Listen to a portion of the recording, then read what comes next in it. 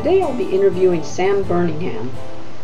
Sam was born into an LDS family, and he is here with us today to share his journey from Mormonism into a relationship with the Lord Jesus Christ of the Bible. So without further ado, let's welcome Sam Burningham.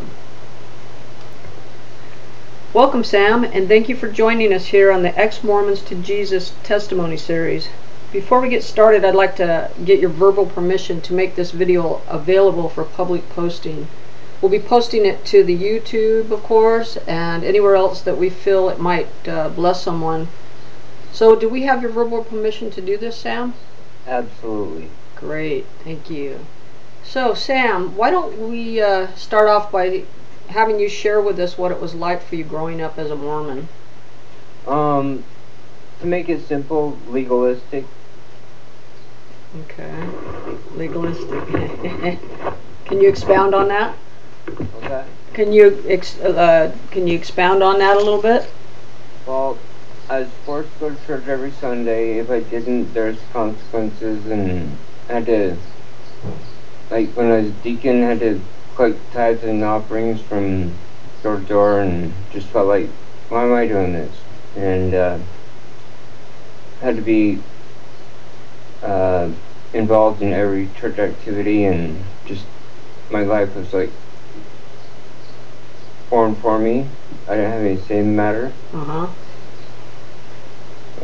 So were you weren't into church at all, or? Well, I was because I was forced to be, but I didn't like it at all. Okay.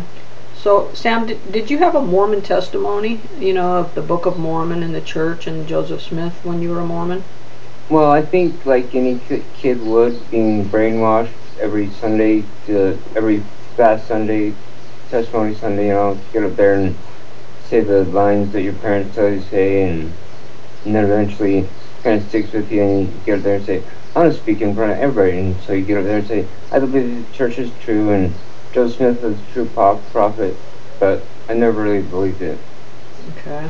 So, did you ever do the Moroni challenge and read the Book of Mormon and then get the burning of the bosom manifestation afterwards of the truthfulness of the Book of Mormon when you were a Mormon? Nope. You never got that? No. Okay. Let's see. I can't say I ever had a real testimony of the church. Okay. So, did you have any bad experiences in the church that stick out to you as a, Well, I can remember, after my brother died, he was 19, I was 17, my sister was 15. Me and my sister got really close because of that, and so I put my arm around her and held her hand and stuff, and then I remember getting called in the bishop's office, and he just said, is there anything I should know about you and Kate? And I said, what do you mean? He said, is there anything sexual going on between you two? I said, no. And just kind of left at that. And then again, he asked my sister the same question. And then he called me back in and asked me again. And I was like, are you kidding? Wow. I kind of stung, but. Wow. Wow. So how old were you when you left the church? Probably 18. I was forced to go. I was living with my mom and dad. But I left when I was 18. So did you leave the church just because you never wanted to be there in the first place, or why did you leave the church? What was the deciding factor that made you leave the church? Just I could never measure up to their standards, and didn't even want to try. Okay. Well, why don't you share a little with us about your born-again Christian experience and how it differed from your Mormon experience? Well, I was mentored by many good Christian brothers, and I've come to realize that born again in Christian terms is so much different than born again in Mormon terms. I guess Mormons think that being baptized means you're born again. Right.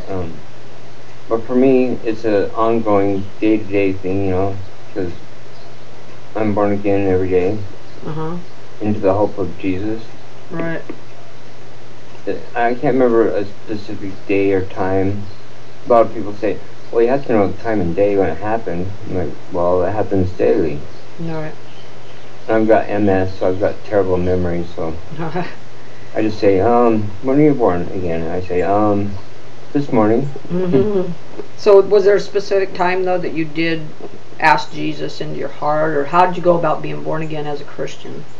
I remember getting baptized at the Rock Church. It's a non-denominational Christian church, and so I invited Jesus into my heart then, and probably from the time I was about 28 or so.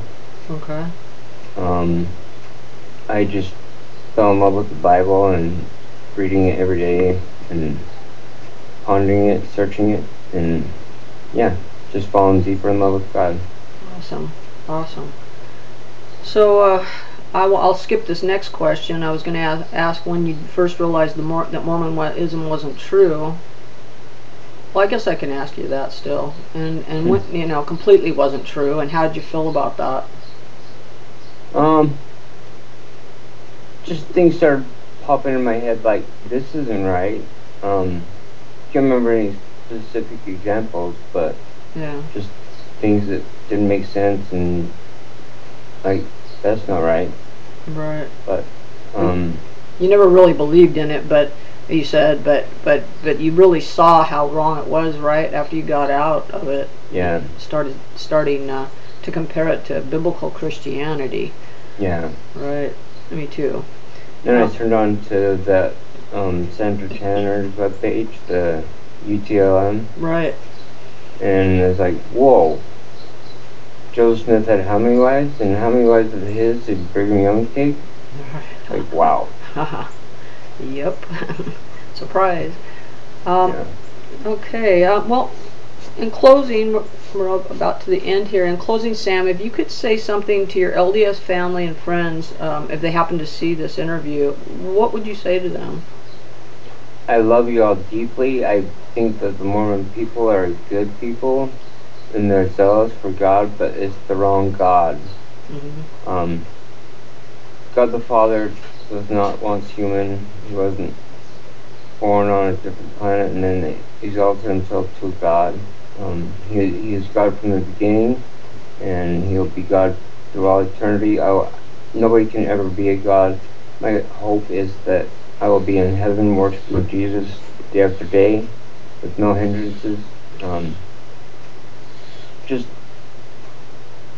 to praise him, praise Jesus, and that's my ultimate ambition.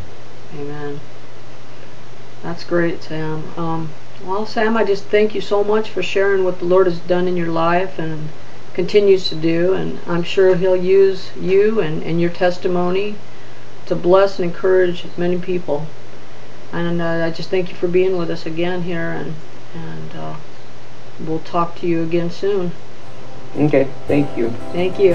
Bye-bye. Bye.